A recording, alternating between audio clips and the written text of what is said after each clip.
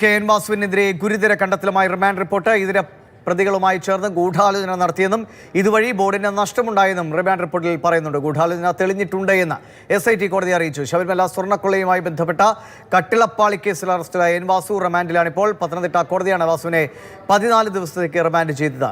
CK Abhilal, ഒപ്പം തന്നെ R Ananthakrishnan എന്നിവർ ചേരുന്നു. ആദ്യം അഭിലാലിലേക്ക്. അഭിലാൽ, എന്താണ് കോടതിയുടെ നടപടികൾ? എത്ര ദിവസത്തേക്കാണ് റിമാൻഡിൽ?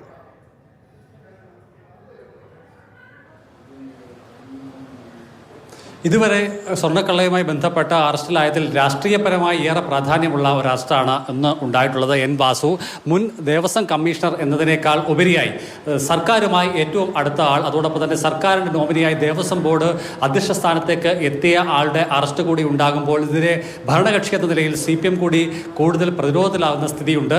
ഇന്ന് വൈകുന്നേരം 7:10 കൂടിയാണ് എൻ വാസുവുമായി പ്രത്യേക അന്വേഷണ സംഘം പത്തനംതിട്ട ജുഡീഷ്യൽ 1ാം ക്ലാസ് മജിസ്ട്രേറ്റ് കോടതിയിൽ എത്തുന്നത്. റാന്നി കോടതി അവധി ആയതിനാലാണ് പകരം ചുമതല പത്തനംതിട്ട കോടതിയിലേക്ക് എത്തിയത്. ചേംബറിലാണ് ഈ വിഷയം ജഡ്ജി കേട്ടത്. തുടർന്ന് 14 ദിവസത്തേക്ക് പ്രതിയെ റിമാൻഡ് ചെയ്യുകയും പിന്നീട് അദ്ദേഹത്തെ കൊട്ടാരക്കര സബ് ജയിലിലേക്ക് അയക്കുകയുമാണ് ഉണ്ടായത്. ശബരിമലയിലെ സ്വർണ്ണപ്പാളി തട്ടിപ്പുമായി ബന്ധപ്പെട്ട് വിശേഷിച്ച് പ്രതിയാക്കപ്പെട്ടിട്ടുള്ള കട്ടിളപ്പാളിയിലെ സ്വർണം കവർ ചെയ്ത കേസുമായി ബന്ധപ്പെട്ട് സുപ്രധാന റോൾ എൻ വാസുവിനുണ്ട് എന്ന് SIT കോടതിയിൽ സമർപ്പിച്ച റിമാൻഡ് റിപ്പോർട്ടിൽ പറയുന്നുണ്ട്.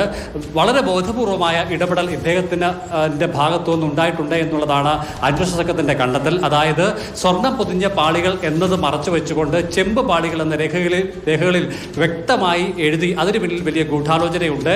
ഒപ്പം തന്നെ അനധികൃതമായി 1ാം പ്രതിയായിട്ടുള്ള ഉണ്ണികൃഷ്ണൻ പോറ്റിയുടെ കൈവശം പാളികൾ നവീകരണത്തിനായി നൽകി. ഇതിനായി മറ്റു പ്രതികളുമായി ചേർന്ന് ഗൂഢാലോചന ഉണ്ടാക്കി. ഇതുവഴി ബോർഡിന് കനത്ത നഷ്ടം സംഭവിക്കുകയും പ്രതികൾക്ക് അനധികൃതമായി ലാഭം ഉണ്ടാക്കാനുള്ള സാഹചര്യം ഒരുക്കുകയും ചെയ്തതിൽ എൻ വാസുവിന് പ്രധാനപ്പെട്ട പങ്കുണ്ട് എന്ന് SIT കോടതിയിൽ സമർപ്പിച്ച റിപ്പോർട്ടിൽ പറയുന്നുണ്ട്. ഗൂഢാലോചന, വ്യാജരേഖ ചമയ്ക്കൽ, അതോടൊപ്പം തന്നെ സ്വർണ്ണക്കൊള്ള അടക്കമുള്ള വകുപ്പുകളാണ് ഇദ്ദേഹത്തിനെതിരെ ചുമത്തിയിട്ടുള്ളത്. ശരി, R അനന്തകൃഷ്ണൻ കൂടി ചേരുന്നു. അനന്തൻ, എൻ വാസു നേരത്തെയൊക്കെ മാധ്യമങ്ങളോട് പ്രതികരിക്കുമ്പോൾ പറഞ്ഞ പോലെ അങ്ങനെ ഒരു മെയിൽ ഫോർവേഡ് ചെയ്യുക എന്നത് മാത്രമാണ് ഞാൻ ചെയ്തിട്ടുള്ളത് എന്ന് പറഞ്ഞതുപോലെ അത്ര നിസ്സാരമല്ല കാര്യങ്ങളെന്നാണ് ഇപ്പോൾ റിമാൻഡ് റിപ്പോർട്ടിൽ പറയുന്നത്. എന്തൊക്കെ കണ്ടെത്തലുകളാണ് SITയുടെ ഭാഗത്തുനിന്നുള്ളത്?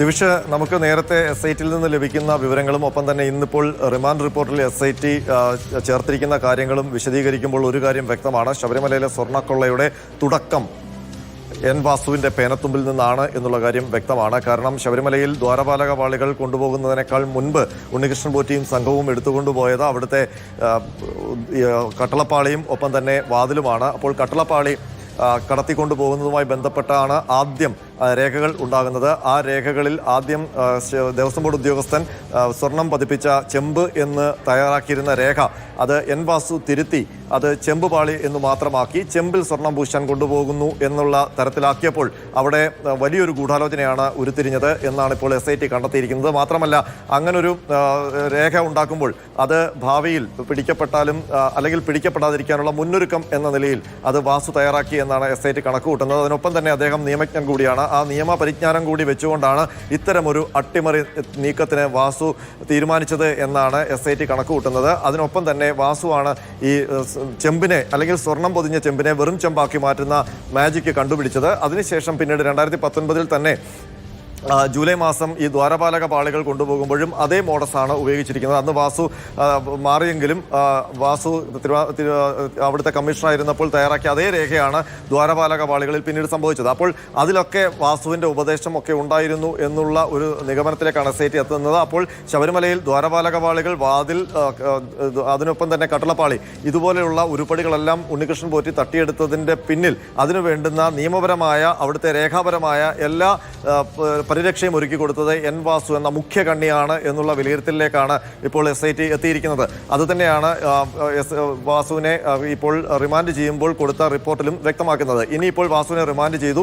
ഇനി SIT വാസുവിനെ കസ്റ്റഡിയിൽ വാങ്ങി ചോദ്യം ചെയ്യും. അതിനു മുൻപ് ഈ കേസിൽ പ്രതിയേർക്കപ്പെട്ട A. പത്മകുമാർ അടക്കമുള്ളവരുടെ അറസ്റ്റ് ഉണ്ടാകും എന്നാണ് പ്രതീക്ഷിക്കുന്നത്. കാരണം അവരെ കൂടി ഉൾപ്പെടുത്തിക്കൊണ്ടുള്ള ചോദ്യം ചെയ്യലിൽ മാത്രമേ ഈ എടുത്ത സ്വർണം ഉരുപ്പടികൾ എങ്ങോട്ട് പോയി, എന്താണ് ഇവർക്ക് ഉണ്ണികൃഷ്ണൻ പോറ്റിയിൽ നിന്ന് അതുമായി ലഭിച്ച ലാഭം എന്നുള്ള കാര്യങ്ങളിലേക്ക് അന്വേഷണം എത്താൻ കഴിയുകയുള്ളൂ. ഏതായാലും സുപ്രധാനമായ ഒരു ഘട്ടത്തിലേക്ക് എത്തി നിൽക്കുന്നു ഈ അറസ്റ്റ്. പ്രത്യേകിച്ച് എൻ വാസുവിന്റെ അറസ്റ്റ് ശബരിമല സ്വർണ്ണക്കൊള്ളയുമായി ബന്ധപ്പെട്ട് ഏറ്റവും നിർണായകമെന്നല്ല, ഏറ്റവും സുപ്രധാനമായ അറസ്റ്റ് എന്നാണ് വിലയിരുത്തുന്നത്. അതിന് കാരണം വാസു ഉന്നത രാഷ്ട്രീയ അധികാരങ്ങളിൽ സ്വാധീനമുള്ള വ്യക്തിയാണ്. ആ രാഷ്ട്രീയ സ്വാധീനത്തിന്റെ പശ്ചാത്തലത്തിലും ആ രാഷ്ട്രീയ താല്പര്യത്തിന്റെ പശ്ചാത്തലത്തിലുമാണ് എൻ വാസു കമ്മീഷണറായിട്ടും ഒപ്പം തന്നെ വീണ്ടും ഹൈക്കോടതി അവിടെ നിന്ന് മാറ്റിയിട്ടും പിന്നീട് എൻ വാസുവിനെ ദേവസ്വം ബോർഡ് പ്രസിഡന്റായിട്ടും സർക്കാർ തിരുവിതാംകൂർ ദേവസ്വം ബോർഡിൽ അവരോധിക്കുന്നത്.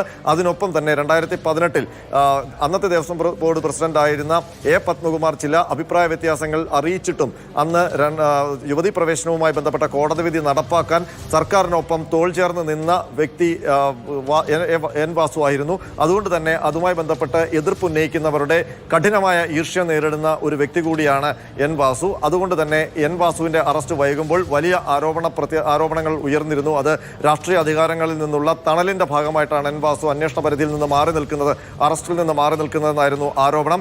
ഏതായാലും കോടതിയുടെ കർശനമായ നിരീക്ഷണത്തിൽ നടക്കുന്ന ഈ അന്വേഷണത്തിൽ വാസു എന്ന വൻമരത്തിന് മാറി നിൽക്കാൻ കഴിയില്ല. ആ വൻമരത്തിന് മുകളിൽ ഒരു തണലൊരുക്കാൻ സർക്കാർ അധികാരങ്ങൾക്ക് കഴിയില്ല എന്ന് തെളിയിക്കുന്നതാണ് ഇന്നത്തെ അറസ്റ്റ്. ഇതിൽ മുകളിലോട്ട് അന്വേഷണം പോകും എന്നുള്ള ഉറപ്പുകൂടിയാണ് എൻ വാസുവിന്റെ ഈ അറസ്റ്റ്. ദിവിഷ്.